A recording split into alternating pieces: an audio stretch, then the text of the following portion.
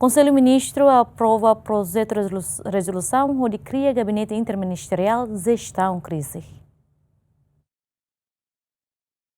Conselho de Ministros aprova projeto de resolução governo que apresenta o Ministro da Defesa, Dom Anciano do Rosário Gomes, que cria Gabinete Interministerial Gestão Crise. Órgão foi ser responsável pela coordenação na definição termos de cooperação interministerial e a situação de risco grave que ameaça a segurança nacional, atuné pela salvaguarda, ordem, segurança e tranquilidade pública, não garante atuação conjunta não coordenada com força de defesa, força no serviço de segurança, nos agentes de proteção civil.